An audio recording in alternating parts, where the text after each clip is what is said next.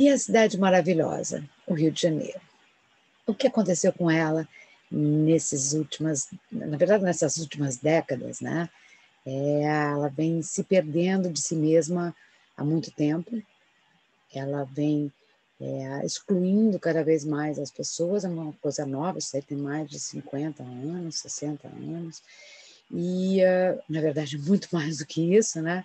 Se a gente voltar lá atrás na história, né, com o surgimento das favelas e tal, que eu não vou entrar nesse assunto aqui, eu quero trazer isso para o contexto de hoje e como a gente pode reverter essa situação, né? De alguma maneira buscar inovações, saídas, né? Novos pensamentos, usando a visão sistêmica e usando o que o Rio de Janeiro tem de melhor, que é a sua paisagem primeiro, né? A sua natureza, porque é onde a gente se assenta, né? Onde a cidade tem o seu suporte, que é aquela paisagem maravilhosa do avião, quando a gente pousa no Rio de Janeiro, assim, é deslumbrante, não conheço uma pessoa que não tenha chegado na cidade que não fique maravilhada, ou que não suba no Pão de Açúcar, ou no Cristo, ou Vista Chinesa, enfim, o Rio de Janeiro é incrível visto de cima, e é terrível quando se anda na cidade, é uma cidade hostil, com uma deseducação. Eu mudei para o Rio em 74, olha quanto faz tempo, quando eu casei, né? E eu sou paulistana, e eu tenho uma formação assim bastante, diria, eu tenho urbanidade, né? Eu vim de São Paulo, e São Paulo tem uma coisa que o Rio não tem, que é a urbanidade, é saber morar na urbis, né? Morar na cidade, respeitar o outro, o coletivo. O Rio de Janeiro não sabe isso, né? Eu me lembro de eu ficar horrorizada com os ônibus parando em 3 pistas, e continua a mesma coisa, e as pessoas correndo atrás. Eu já tive dentro de ônibus onde as pessoas chutavam para que o motorista parasse fora do ponto, que é uma coisa absolutamente impensável em nenhum lugar do mundo, né? Mas no Rio acontece, né? Eu acho que o Rio é uma cidade indisciplinada, né? Eu não quero falar só mal do Rio, né? Eu quero falar da exclusão que o Rio tem, da falta de educação que o carioca intrinsecamente tem. Isso me incomoda bastante.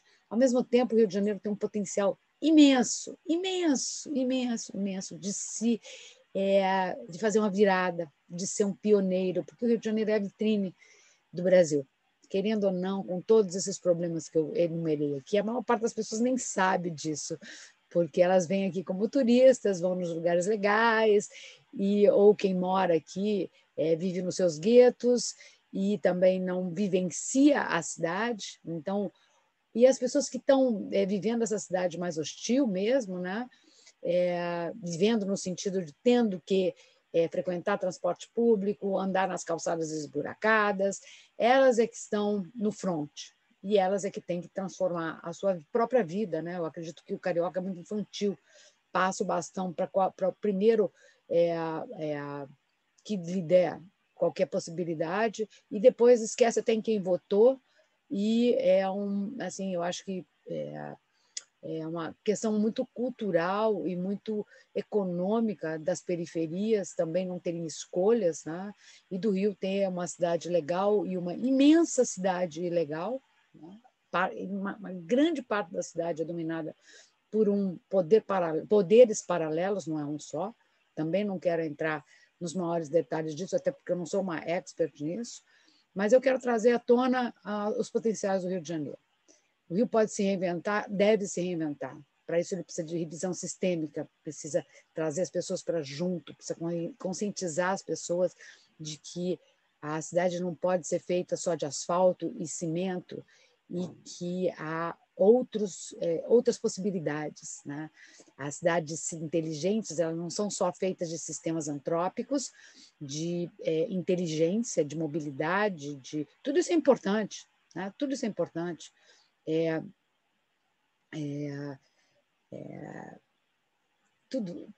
Tudo faz parte da cidade, mas fazer com que a cidade volte a ter os parques que foram prioritários lá atrás, no final do século XIX, onde a gente tinha Campo de Santana, até meados também, quando foi criado o Parque do Flamengo com um aterro, né? Que avançou em cima da Baía de Guanabara, as praias maravilhosas que o Rio de Janeiro tem, o Parque Nacional da Tijuca, Parque Estadual da Pedra Branca, Parque Municipal do Mendanha, e tantos outros pequenos parques, unidades de conservação, que estão distribuídos principalmente nas áreas mais nobres da cidade, né, mais privilegiadas, que a zona mais ao norte da cidade é completamente cimentada. E hoje a gente tem crises monumentais, né? A crise que a gente vive é sanitária, mas a gente já vinha numa crise econômica imensa, né? Uma perda de moradores, jovens cabeças que poderiam estar no Rio, estão indo, né? Eu tenho 2 filhos que já foram, né? E que não querem voltar, e note-se, eles foram educados nos Estados Unidos, decidiram vir para o Rio de Janeiro porque eles gostavam desse calor carioca, de encontrar na mesa do bar, que também não passa disso, né? Porque frequentar a casa, o carioca não frequenta, não chama para a sua casa, é uma coisa que tem mudado um pouco nos últimos anos, mas é muito raro, e que, enfim, eles preferiram, e chegou uma hora que esses 2 que voltaram decidiram criar suas filhas que nasceram fora daqui. E isso, para mim, é assim, terrível. Eu dei um indicador imenso. Eu tenho 2 sobrinhos também, um deles já mora em São Paulo há muitos anos, jovens, né? São todos eles jovens. E conheço inúmeros filhos de amigos meus que poderiam estar hoje contribuindo para a melhoria da cidade do Rio de Janeiro, foram embora para o exterior ou para São Paulo, muitos para São Paulo. E a gente vem perdendo, né? Perdendo sempre. E aí a gente precisa reverter isso. O Rio de Janeiro tem que tirar partido do que tem de melhor, né? Que é a sua paisagem, trazer a natureza de volta para dentro da cidade, valorizar os parques, não botar mais nada dentro de parque, tirar, né? A gente enfiou tudo, todas as administrações que não tinham onde botar os equipamentos públicos, botaram dentro da onde? Dos parques, que são os lugares de lazer da população, de encontro, de coesão social. O shopping não é isso, né? O shopping é um lugar de consumo, onde é estratificado, cada camada tem sai da sua bolha, né? Não sai da sua bolha. Desde a hora que nasce até a hora que morre, né? Vive dentro do mesmo ambiente, onde todos são iguais. Quando você chega num lugar num shopping, que é o substitutivo hoje, né? As pessoas querem fazer o lazer no shopping, porque não tem praças e parques, né? Que são públicos, ou deveriam ser, e bem tratados, bem cuidados, como agora está acontecendo com o Campo de Santana, que foi reaberto. Estou louca para poder ir lá. Eu acho que a gente tem aí um imenso potencial de fazer essa transformação, de reviver o centro, né? O centro hoje que está esvaziado, com os negócios fechados, com andares e andares vazios, que hoje tem um plano aí do Reviver Centro, que o secretário Washington Fajardo está fazendo, e com apoio do prefeito, e também uma visão mais importante para a Secretaria do Meio Ambiente, talvez, eu espero que seja sistêmica mesmo, né, que traga as outras secretarias junto, valorizando a Fundação Parques e Jardins, que tinha sido esvaziada completamente. Eu acho que é um momento de virada que o Rio de Janeiro pode dar, né? Uma virada assim, um cavalo de pau mesmo, se tornando uma cidade de referência para o Brasil, porque o Rio ainda tem esse poder, né? Esse poder sedutor, sexy, de transformação. Se o Rio se transformar, ele pode contagiar as cidades que já estão fazendo. O Rio de Janeiro perdeu assim, o momento de ser pioneiro, né? Porque hoje soluções baseadas na natureza estão sendo implantadas em inúmeras cidades brasileiras, em diversas escalas, desde políticas públicas até ações de coletivos de moradores que estão transformando o seu lugar mesmo, né? Porque a cidade é um lugar onde as pessoas vivem. As políticas nacionais e estaduais, elas são abstratas, né? Elas não tocam o cotidiano das pessoas. As políticas municipais, elas tocam o cotidiano das pessoas. Então, isso daí é muitíssimo importante, ter uma outra visão, buscar sanear as nossas águas são podres, e se mede a qualidade da cidade, a saúde da cidade, a saúde das pessoas pelas águas, né? Pelas águas das cidades. E a gente sabe que as nossas águas são esgoto puro, são poluição difusa pura, né? Porque não há uma preocupação em se tratar disso. A gente é completamente vulnerável, o Rio de Janeiro. Ele é uma cidade que sofre com enchentes, inundações, alagamentos recorrentes, né? Enxurradas que carregam tudo, deslizamentos de morro, habitação absolutamente insalubre. Isso tudo veio à tona, é um tapa na cara, por conta da pandemia. A gente vê como é esse sistema de transporte público, que não tem nada de público, né? E que é cruel, as pessoas têm que ir apertadas feito sardinhas ou vários ônibus batendo lata, vazios pela cidade, então falta um plano também de melhoria, né, de transporte público. E tem cidades hoje que você só entra no ônibus se tiver lugar para sentar, porque se não tiver lugar para sentar, você não entra, porque você vai ser contaminado. Então, as imagens que a gente tem dos ônibus lotados, das pessoas sem máscara, dentro desses ônibus, é tudo consequência de políticas, né? Da deseducação, da falta de atenção, o cuidado com as pessoas, o cuidado com a sua natureza. A natureza humana, né? Porque nós somos natureza, nós somos um macaco mais evoluído, não sei nem se a gente pode dizer que a gente é mais evoluído, a gente é mais engenhoso, conseguiu fazer mais coisas, mas a gente ao mesmo tempo destrói muito, né? Mas as pessoas são as únicas, a humanidade é a única saída para o enrosco que a gente está. E aí as pessoas são absolutamente fundamentais, e cada um é responsável. E aí eu acho que é a hora do Rio de Janeiro assumir a sua maturidade, as pessoas assumirem a sua maturidade, as pessoas se envolverem de fato, serem seres políticos até no que comem, né? Em como se andam na cidade e como tratam as outras pessoas. O Rio de Janeiro é um lugar onde eu me esbarro nas pessoas o tempo todo. Eu tive na Índia, em vielas, e eu estava com a minha filha, e quando eu cheguei de noite no hotel, eu falei, Diana, você sentiu alguma coisa? Alguém esbarrou em você naquelas vielas todas que a gente foi? Lotado de gente, lotado, sujo, com macaco na rua, assim, e eu fiquei fascinada com aquilo lá, foi incrível. E quando eu cheguei de noite, eu falei assim, alguém esbarrou em você? Ela falou, não. Eu falei, nem em mim.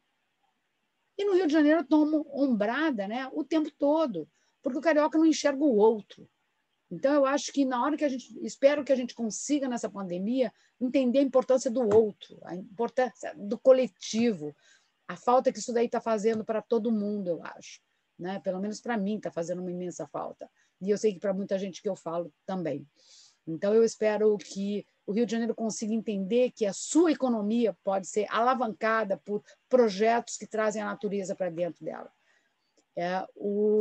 Só um pequeno exemplo, o projeto lá de Seul, daquele córrego que foi renaturalizado, que tinha um viaduto em cima, e isso aí é um dos projetos de Seul. Seul é uma cidade do tamanho de São Paulo, com desafios do tamanho de São Paulo, também passou pelo mesmo processo de industrialização acelerado no pós-guerra, né? Eles ainda tiveram a Guerra da Coreia, tem outras questões lá, tem Coreia do Norte e do Sul, enfim, tem várias outras questões. E nesse projeto de requalificação desse córrego, primeiro que ele custou 375 milhões de dólares, que na época custava mais ou menos o equivalente, eu me lembro que eu fiz a conta em, acho que 2012, 2013, custava o preço que foi pago na Cidade das Artes, atualmente, que foi Cidade da Música, aquele elefante branco parado lá no meio da Barra da Tijuca. O projeto de Cheonggyecheon transformou o centro da cidade. Ele equivale a uma extensão de saindo da Cinelândia, subindo a Rio Branco, entrando na Presidente Vargas, virando na Rodrigues Alves e desaguando na Baía de Guanabara, é exatamente a mesma distância.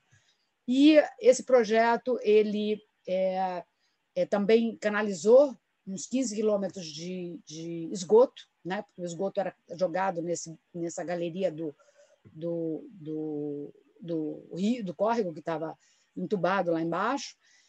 E esse preço que eu falei inclui isso tudo, inclusive um museu de 6 andares, para contar a história da cidade por meio do rio.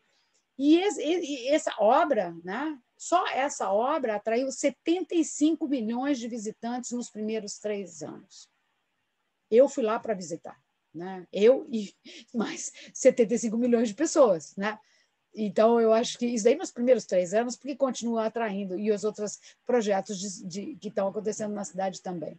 Então, você está trazendo as pessoas para dentro da sua cidade, né? E transformando.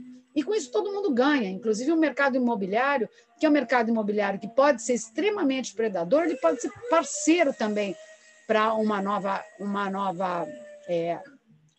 cidade. Ajudar, né, a entender que um monte de imóveis encalhados que tem hoje podem ser transformados em outra coisa, né, e que não precisa, não pode mais aterrar áreas alagáveis que acomodam águas de chuva, porque isso daí é o que vai transformar a cidade em desastre. Né? O desastre não é natural, o desastre é humano, nós é que criamos esse desastre. Então, eu acho que basicamente é isso. Eu acho que tem que ter uma conversa intersetorial. Eu acho que isso vale para todas as cidades, mas é que eu peguei o Rio de Janeiro hoje, que é a cidade onde eu moro há tantos anos, né? E que eu tenho tantas relações, enfim, que me deu tantas alegrias e tantos desprazeres, né? Tantas desilusões. Mas eu acho que chegou um momento que o Rio de Janeiro tem o potencial de fazer essa virada. E eu espero que faça, que chame a Secretaria do Turismo junto, que chame quem toma conta do dinheiro da cidade, porque ele vai ver que é mais interessante ele investir nisso do que investir em expansão urbana, que não deu certo, que foi investido no período pré-olímpico, pré-Rio+20, onde a gente teve tantas oportunidades internacionais que a gente jogou fora, porque a gente espalhou a cidade, transformando essa cidade numa cidade mais partida do que ela já era, e mais insustentável do que ela já era e mais dominada do que ela já era. Eu acho que eu sei que o Rio de Janeiro não é para amadores, né? Não é só o Rio, é o Brasil, mas o Rio eu acho que é assim o suprassumo. Então eu acho que se o Rio de Janeiro conseguir dar essa virada, vai ser incrível para o Brasil, né? E aí é isso. Eu acho que é essa visão, né, sistêmica, essa visão integrada que a gente precisa ter, né? Chamar Secretaria de Habitação, Secretaria de Obras. Eu nem sei como é que são as secretarias hoje do Rio de Janeiro, né? Conservação, acho que é isso, para que todo mundo consiga conversar, né? E que todo mundo consiga entender como fazer uma nova cidade, né? Qual é esse plano, né, que está sendo desenhado. Esse plano é integrado, esse plano é sistêmico, é estratégico, ele inclui a natureza como fundamental para todas as suas ações, né? Resgata as suas águas, olha para a sua cultura, para a sua música, para essa genialidade carioca, né? De conta desse mix, essa diversidade social, né? Para poder ter uma diversidade biológica também. Eu acho que a diversidade é tudo, né? E é esse meu voto, assim, que o Rio de Janeiro realmente consiga fazer essa virada e ser também líder, primeira capital verde do Brasil, quem sabe, né? Haja que nem há na Europa, a capital verde da Europa sempre tem lá.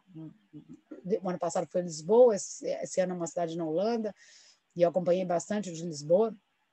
E aqui no Brasil a gente deveria ter a capital verde do Brasil, e isso passar o bastão de ano a ano. A gente tem mais de 5 mil municípios que poderiam estar concorrendo, né? E se aprimorando, melhorando a sua qualidade de vida, sua resiliência, sua capacidade adaptativa, tanto social quanto com relação às crises climáticas, e trazendo biodiversidade para melhorar esse contato das pessoas com a natureza, se transformando em cidades biofílicas.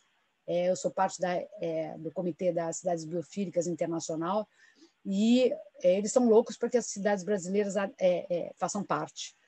E eu adoraria ver, né? Eu estou trabalhando desde 2013 para que isso venha acontecer, e até hoje eu não consegui, mesmo cidades que são biofílicas, o Curitiba, por exemplo, tem muitas ações biofílicas, né? Muitos parques, muitas praças, agricultura urbana, como tem outros lugares também.